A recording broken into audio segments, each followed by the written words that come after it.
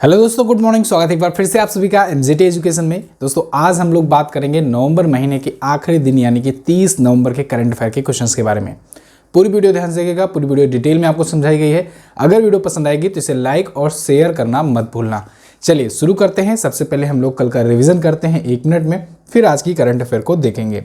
तो कल हम लोगों ने क्या पढ़ा था कि अभी हाल ही में अंकोर वाट मंदिर जो कि कंबोडिया में है, इसको दुनिया का 8वां अजूबा चुना गया है। और अभी इटली जो है ये 47 साल के बाद डेविस कप जीत लिया है। इटली ने 28 बार की चैंपियन ऑस्ट्रेलिया को हराया फाइनल में। एशिया का सबसे बड़ा ओपन एयर वार्षिक व्यापार मेला बाली यात्रा ये कटक उड़ीसा में शुरू हो चुका है। इसके अलावा एशिया का सबसे बड़ा शो फिट एक्सपो इंडिया, इसकी मेजबानी कर रहा है कोलकाता। मरियम वेबस्टर का word of the year authentic को चुना गया है। इसके अलावा फिनो पेमेंट बैंक के नए अध्यक्ष नियुक्त किए गए हैं रजत कुमार जैन। और हम लोगों ने कल पढ़ा था कि HDFC लाइफ जो है इसका एक अभियान था इंश्योर इंडिया, इसने गिनीज वर्ल्ड रिकॉर्ड बनाया हुआ है। फिल्म फेयर OTT अवार्ड्स 2023 की घोषणा की गई, जिसमें बेस्ट एक्ट्रेस का अवार्ड मिला आलिया भट्ट को। और भारतीय तटरक्षक बल यानी कि इंडियन कोस्ट गार्ड, इसका 9वां राष्ट्रीय स्तर का प्रदूषण प्रतिक्रिया अभ्यास हुआ, जो कि कहाँ पर हुआ, गुजरात में। और अभी हाल ही में इंडिगो ने घोषणा की है कि ये नोएडा इंटरनेशनल एयरपोर्ट पर अपनी उड़ान सेवा शुरू करेगी 2024 के अंत तक। और 2024 के अंत तक ये जब उड़ान शुरू हो जाएगा तब ये बन जाएगी पहली एयरलाइन इस एयरपोर्ट पर कॉमर्शियल शुरू करने वाली। ये टॉप 10 करंट अफेयर के क्वेश्चंस थे कल की वीडियो से, जिनका आपने किया है क्विकली रिवीजन। अब हम लोग बात करेंगे आज की करंट अफेयर की, लेकिन उससे पहले इसकी PDF और क्विज आप MZT ऐप से प्राप्त कर सकते हो। MZT app Google play store पर आपको मिल जाएगा। शुरू करते हैं। पहला क्वेश्चन, अंतर्राष्ट्रीय जगुआर दिवस कब मनाया जाता है? जगुआर दिवस जो भी पढ़ो आप। तो अंतर्राष्ट्रीय जगुआर दिवस दोस्तों प्रत्येक वर्ष 29 नवंबर को मनाया जाता है। जगुआर एक प्रकार की बिल्ली की ही प्रजाति होती है। 7 बिग कैट्स कहे जाते हैं, आपको पता होगा, इसके बारे में मैंने आपको एक वीडियो भी दी थी। 7 बिग कैट्स। बिग कैट्स में वैसे तो बहुत ज़्यादा आते हैं, लेकिन 7 मुख्यतः होते हैं, ठीक है ना।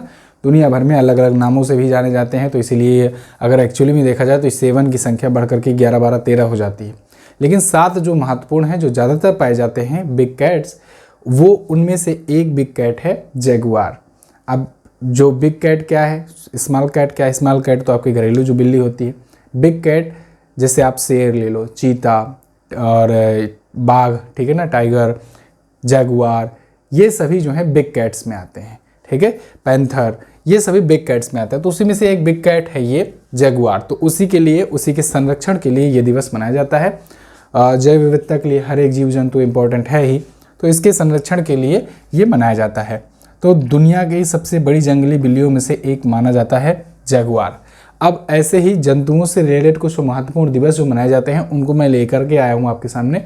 याद कर लीजिए, बहुत आसान है। देखो कैसे आसान है। विश्व शेर दिवस 10 अगस्त को मनाया जाता है। विश्व हाथी दिवस 12 अगस्त को, यानी कि शेर के बाद हाथी। विश्व कुत्ता दिवस 26 अगस्त को मनाया जाता है। विश्व बाघ दिवस 29 जुलाई को, यानी कि आप 10 अगस्त से आप 11-12 दिन पीछे कर लो। विश्व जगुआर दिवस 29 नवंबर को। तो 29 जुलाई, 29 नवंबर, ये 2 टाइप से आप याद कर लोगे, बाघ, जगुआर। इसके अलावा 10 अगस्त, 12 अगस्त शेर, हाथी, कुत्ता 26 अगस्त, ठीक है। तो आप थोड़ा सा अगर 2-4 बार देखोगे ना, दिमाग में बैठ जाएगा ही। अब दोस्तों आज क्योंकि आखिरी दिन है नवंबर का, तो आज हम लोग नवंबर का एक बार फिर से फाइनली रिकॉल करेंगे। नवंबर मंथ में कौन कौन से दिवस मनाए गए? 1 नवंबर को वर्ल्ड वीगन डे मनाया गया, विश्व शाकाहारी दिवस, लेकिन वीगन वाला। 3 नवंबर को विश्व जेलीफिश दिवस मनाया गया। 3 नवंबर को विश्व बायोस्फीयर रिजर्व दिवस मनाया गया। 5 नवंबर को विश्व सुनामी जागरूकता दिवस मनाया गया। 7 नवंबर को राष्ट्रीय कैंसर जागरूकता दिवस मनाया गया। 8 नवंबर को विश्व रेडियोग्राफी दिवस और 9 नवंबर को उत्तराखंड का राज्य स्थापना दिवस मनाया गया।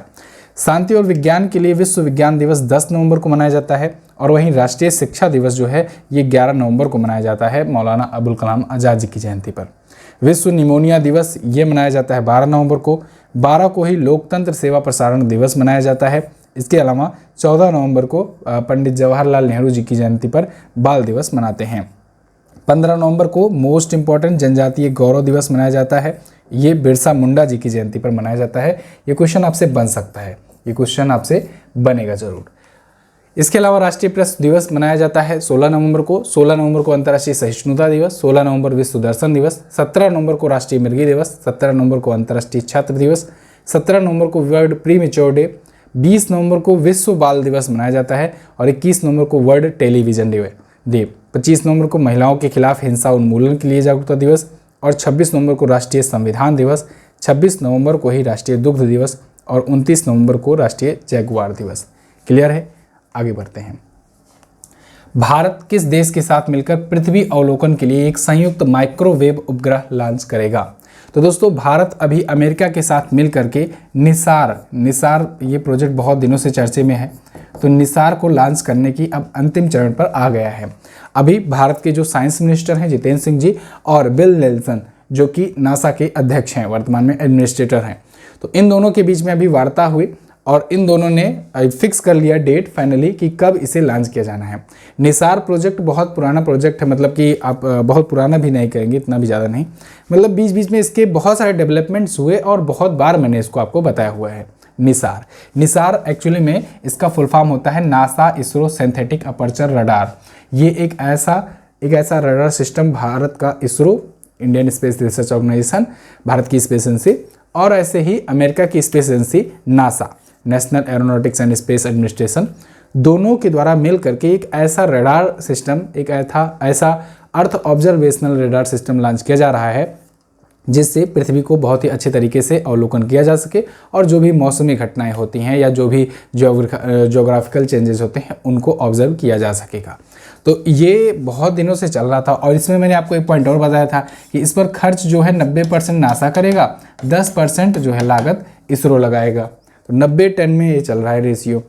10% में इसरो का कहाँ पर सबसे ज़्यादा लग सकता है? इसरो इसे लॉन्च करेगा एक्चुअली में, पूरा बनाना सब कुछ, पूरा का इसका जो सैटेलाइट है सारा कुछ काम नासा करके देगा, इसरो को केवल लॉन्च करना है।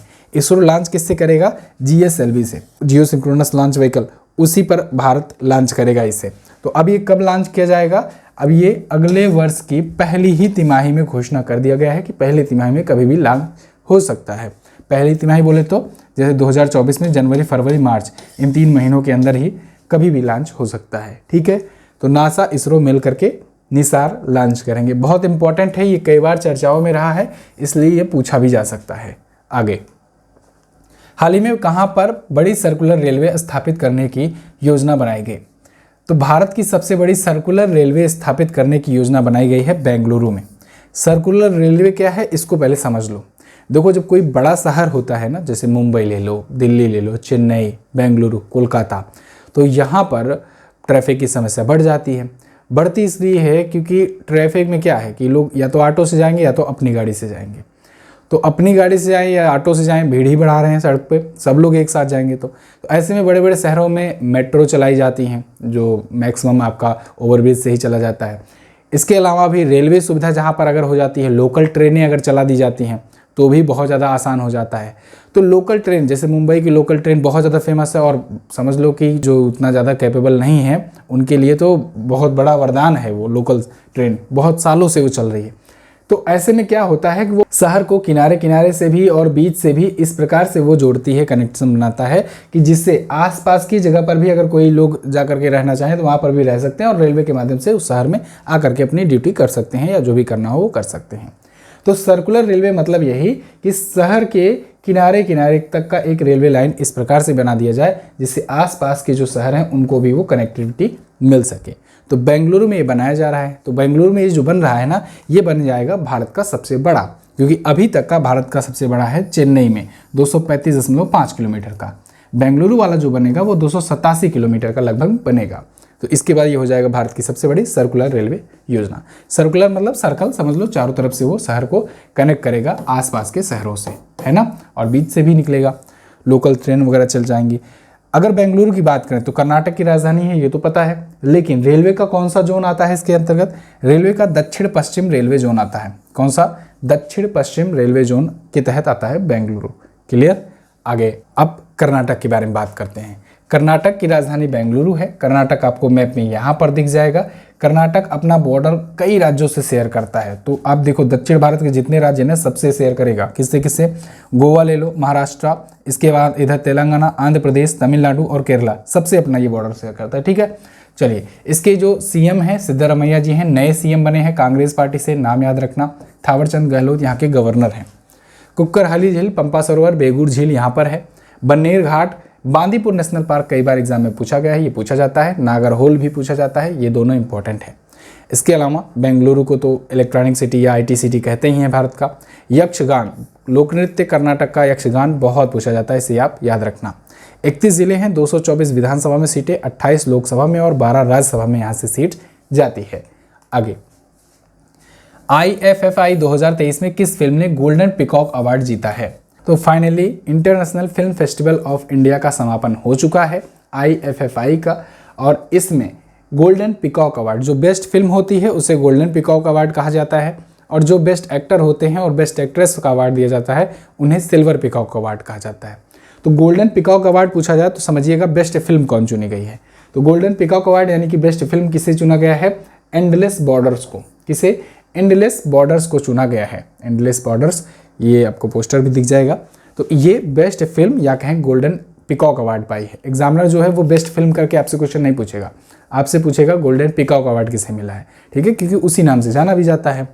अब पूरी लिस्ट आपके सामने है। जैसे बेस्ट फिल्म तो एंडलेस बॉर्डर्स चुनी गई। सबसे पहले तो जानो ये 54वां संस्करण था और गोवा में होता है। ये गोवा में ही हर बार होता है, ठीक है ना, हर साल गोवा में ही होता है, तो आपको गोवा के लिए कंफ्यूज तो नहीं होना है आयोजन के लिए।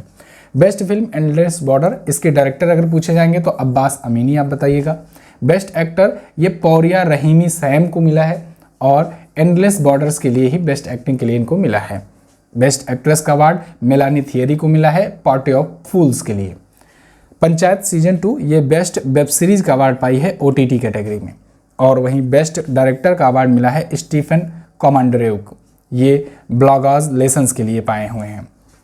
इसके अलावा कुछ और पुरस्कार जो स्पेशल पुरस्कार हैं, जो मैं पहले भी बता चुका हूं समय समय पर, जब ये IFFI शुरू नहीं हुआ था उसके पहले ये सब चीज़ें घोषित हो चुकी थी कि इनको इस अवार्ड फंक्शन में दिया जाएगा। जैसे माइकल डगलस को दोस्तों सत्यजीत रे लाइफ टाइम अचीवमेंट अवार्ड दिया गया। अनाउंसमेंट बहुत पहले हो गया था, ये क्वेश्चन मैंने कवर कराया था और ये क्वेश्चन आपसे पूछा भी जाएगा।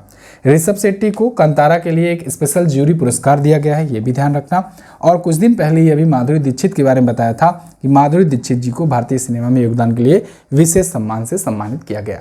तो ये रहा आपका IFFI, ठीक है, याद रहेगा। आगे, S&P ग्लोबल रेटिंग के अनुसार 2026 तक भारत की GDP कितने प्रतिशत तक होने का अनुमान है? तो S&P एक ग्लोबल रेटिंग एजेंसी है, इसके द्वारा भारत की GDP ग्रोथ रेट का प्रिडिक्शन किया है। भारत ही नहीं मतलब अन्य देशों का भी किया गया है, और एक तो रिपोर्ट इन्होंने भारत और चाइना के लिए स्पेशल जारी की है। तो इसमें भारत और चाइना के भी रिपोर्ट्स के बारे में डिस्कस किया गया है। डिटेल में बात करते हैं। 2026 तक ये कह रहे हैं कि भारत की GDP ग्रोथ रेट 7% हो जाएगी। 7% की दर से 2026 तक भारत बढ़ रहा होगा, इतना तेजी से बढ़ रहा होगा। अभी भी हम लोग दुनिया में सबसे तेजी से बढ़ते हुए अर्थव्यवस्थाओं वाले देशों में हैं। S&P ग्लोबल रेटिंग के अनुसार ये जारी किया गया। इन्होंने 2023-24 यानी जो अभी चल रहा है करंट फाइनेंशियल ईयर, इसके बारे में बताया है कि 6.4% अनुमान अपना जारी किया है कि इतना रह सकता है ग्रोथ रेट। इससे पहले आगे कुछ बताऊं, एक बार फिर से क्विकली बता देता हूं, कुछ लोग नए लोग जुड़े होंगे। ये फाइनेंशियल ईयर क्या है, GDP ग्रोथ रेट क्या है, एक एक चीज़ समझ लो। फाइनेंशियल ईयर मतलब कि समझ लो अपना 1 अप्रैल से जो शुरू होता है और चलता है कब तक, 31 मार्च तक। अगले साल 31 मार्च तक जो चलता है ये होता है फाइनेंशियल ईयर अपने भारत का। ऐसे ही कैलेंडर ईयर, जैसे कैलेंडर ईयर जो आप कैलेंडर में देखते हो ना, ये 1 जनवरी से शुरू होता है और 31 दिसंबर तक चलता है। तो चाइना वगैरह में ना ये कैलेंडर ईयर पर बात करते हैं, जबकि भारत हुआ, अमेरिका हुआ, ये सब फाइनेंशियल ईयर की बात करते हैं।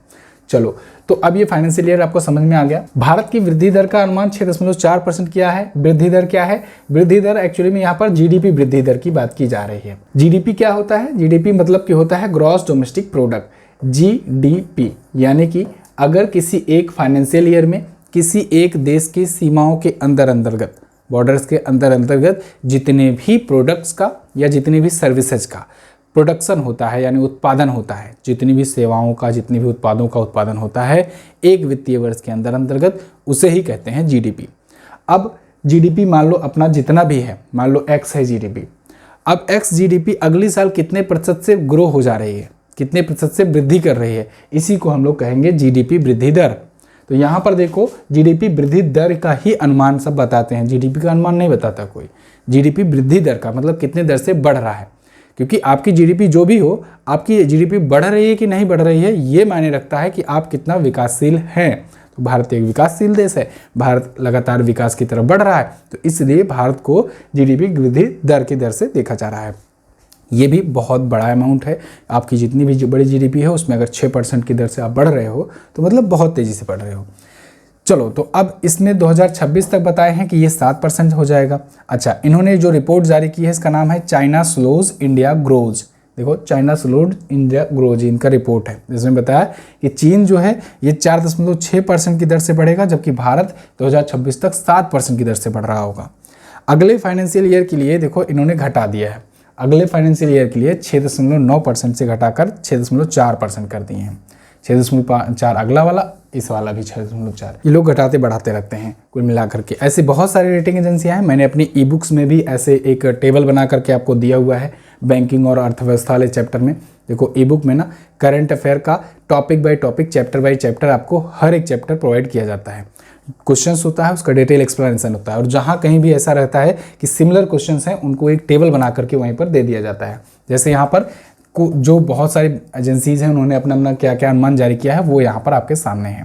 क्रिसिल ने 6.0% बताया है, NIFPFP ने बताया है कि 6.0%, ADB ने 6.4%, इंटरनेशनल मॉनिटरी फंड ने 6.3%, S&P ने देखो 6.4%, UN ने 6.7%, RBI ने 6.5%, फिच रेटिंग 6.3%, फिक्की ने 6.3% और वित्त मंत्रालय ने भी 6.5% बताया है। ठीक है ना, चलिए आगे। अच्छा, ई बुक के बारे में चर्चा कर रहे थे।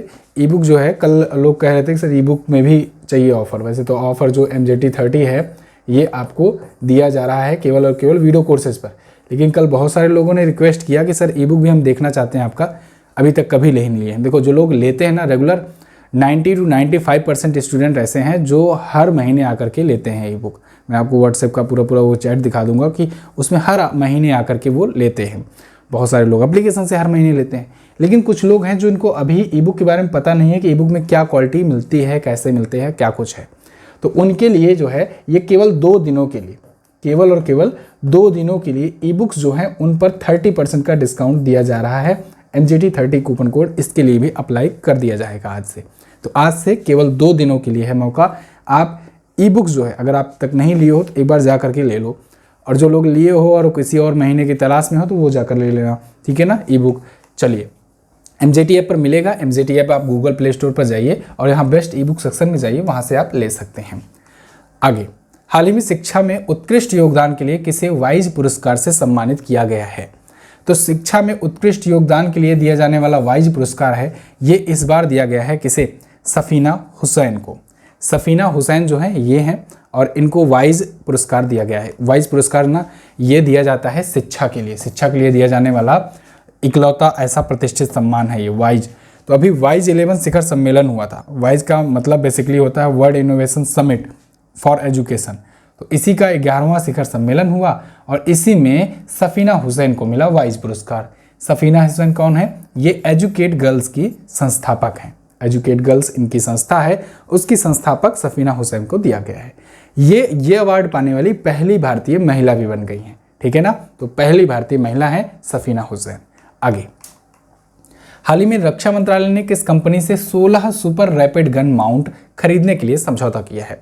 तो अभी हाल ही में मिनिस्ट्री ऑफ डिफेंस ने दोस्तों BHEL से भारत हैवी इलेक्ट्रिकल्स लिमिटेड के साथ एक डील करी हुई है 16 सुपर रैपिड गन माउंट खरीदने की।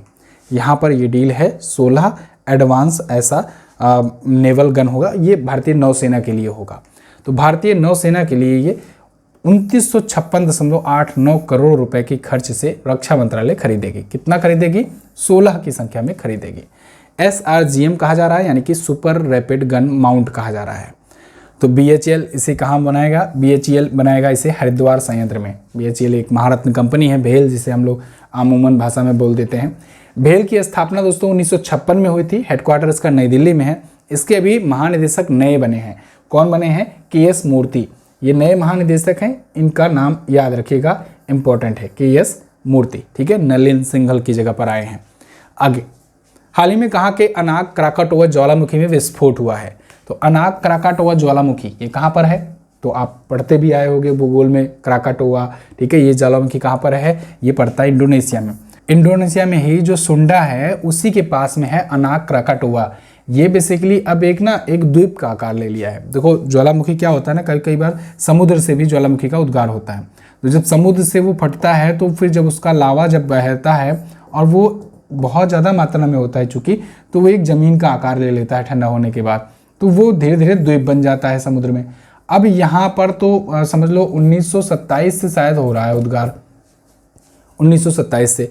और अभी 2018 में एक बार जब हुआ था, बहुत भयंकर उद्गार हुआ था इसमें वोल्केनो में। उसके बाद सुनामी आ गई थी इंडोनेशिया में, और उस सुनामी की वजह से 400 से ज़्यादा लोग की मृत्यु हो गई थी। तो देखो ऐसे उद्गार एक बार फिर से अभी हुआ है। फिलहाल के लिए जब उद्गार होता है प्लेटें खिसकती हैं, उसके बाद ही उद्गार होता है। ये सब चीज़ें मैं आपको ज्योग्राफी में पढ़ा ही चुका हूँ। तो अभी अनाक क्राकाटोआ ज्वालामुखी में विस्फोट हुआ है, जो कि कहाँ पर है, इंडोनेशिया में, ठीक है। इंडोनेशिया के कहाँ पर, सुंद्रा जलडमरू मध्य में हुआ है। इंडोनेशिया की अगर बात करें तो इंडोनेशिया आपको भारत, देखो वर्ल्ड मैप में आप देखोगे ना तो भारत यहाँ पर आपको दिख जाएगा, अपना प्यारा भारत। यहाँ से आप आओगे, यहाँ से शुरू हो जाता है इंडोनेशिया, ये जावा, ये सुमात्रा, ठीक है। उसके बाद ये ले लो, यहाँ तक आप आ जाओ पापुआ न्यू गिनी तक। ये सभी जितने द्वीप हैं ये सब पड़ते हैं किसके तहत, इंडोनेशिया के तहत। ऊपर ये मलेशिया पड़ जाता है, ये मलेशिया है ऊपर वाला हिस्सा, यहाँ पर सिंगापुर छोटा सा है, और बाकी इधर ये पूरा इंडोनेशिया है, ठीक है ना। इंडोनेशिया की राजधानी अभी तो है जकार्ता, लेकिन आगे चल करके ये बनाएंगे किसे, ये बनाएंगे आगे नुसंतारा को। नुसंतारा को जो पूर्वी कलिमंतन द्वीप पर है, कहाँ पर है, पूर्वी कलिमंतन द्वीप पर स्थित है नुसंतारा। ये अगली राजधानी बनेगी, 2024 के अंत तक बनाएंगे। राष्ट्रपति हैं जोको विडोडो, इंडोनेशियाई रुपया यहाँ की करेंसी होती है। क्लियर है ना, आगे बढ़ते हैं। अच्छा, जो अभी आसियान शिखर सम्मेलन 42वां 43वां वाला हुआ, ये यहीं पर हुआ, इंडोनेशिया में ही। अगला, हाल ही में किस मंत्रालय ने IITF 2023 में विशेष प्रशंसा पदक जीता।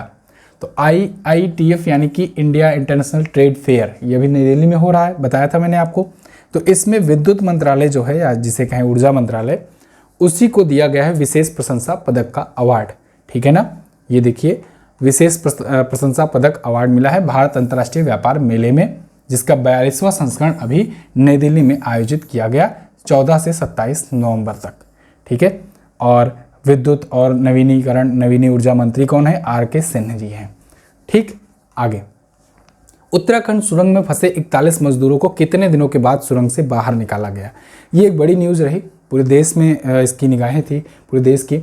और फाइनली अब सक्सेसफुली 17 दिनों के बाद लगभग 400 घंटों के 399 घंटे उस टनल में बिताने के बाद जितने भी 41 मजदूर फंसे थे उनको निकाल लिया गया है सक्सेसफुली। ये सुरंग उत्तरकाशी में बन रहा है, तो आपसे इससे रिलेटेड क्वेश्चंस भी बन सकते हैं कि ये सुरंग कहाँ पर है, किस प्रोजेक्ट के तहत है, ठीक है ना।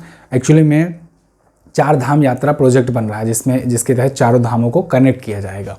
तो उसी का प्रोजेक्ट का एक हिस्सा था, उत्तरकाशी में एक सिलक्यारा का निर्माणाधीन सुरंग था।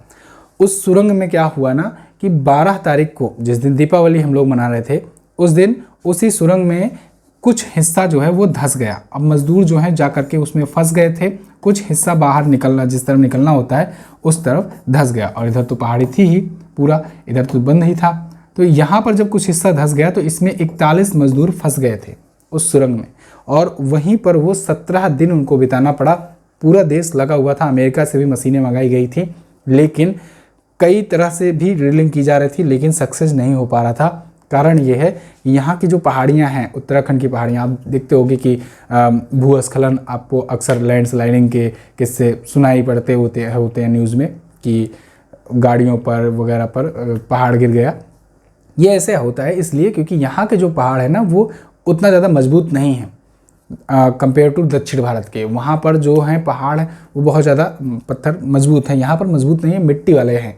तो इसमें क्या हो रहा था, जब ड्रिल कर रहे थे तो ऊपर से फिर से गिर जा रहा था, तो भर जा रहा था, इसलिए बड़ी समस्या आ रही थी। और इसीलिए 17 दिन लग गए फिलहाल। और अंतिम 10 से 12 मीटर तो बहुत ही ज़्यादा समझ लो कि एक अजूबा टाइप का हुआ। इसमें राइट माइनर्स की मदद से, राइट माइनिंग प्रक्रिया की मदद से अंतिम 10 से 12 मीटर की खुदाई हुई, ड्रिलिंग हुई, खुदाई नहीं कहेंगे, ड्रिलिंग कहेंगे, ड्रिलिंग हुई, उसके बाद से मजदूरों को उसी के थ्रू निकाला गया। अब यहीं से मुद्दा निकलता है, ये रैट माइनिंग क्या है। रैट, जैसा कि आप जानते हो, रैट मतलब चूहा।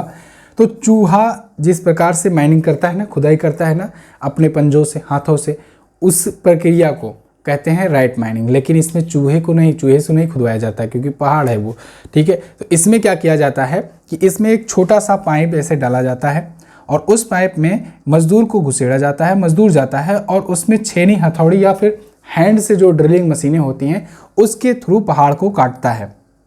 तो इसमें बाई हैंड ड्रिलिंग की जाती है बिल्कुल, और हैंड से ही सारा कुछ निकाला जाता है, मशीनों का उपयोग नहीं किया जाता है। इसीलिए इसे रैट माइनिंग कहते हैं, क्योंकि वो रैट की तरह माइनिंग कर रहा होता है बिल में घुस करके। तो इसीलिए इसी प्रक्रिया के थ्रू 10 से 12 मीटर का अंतिम में खुदाई हुआ। इसकी ज़रूरत क्यों पड़ी? क्योंकि जो ब्लेड्स वगैरह थी या जो मशीनें लाई गई थी जो अमेरिका से, उनकी जो ब्लेड्स थी वो आगे जा कर के फंस जा रही थी और टूट जा रही थी, सक्सेस नहीं हो पा रहा था। तो ऐसे में लास्ट में ये लिया गया कि रैट माइनर्स को बुलाओ। झांसी से उत्तर प्रदेश के 6 रैट माइनर्स बुलाए गए और उसके बाद फिर इसकी ड्रिलिंग प्रक्रिया पूरी हुई और समझ लो वो लोग नई जिंदगी अपना पाए। 41 मजदूर, उत्तराखंड, आप यहाँ पर देख सकते हो।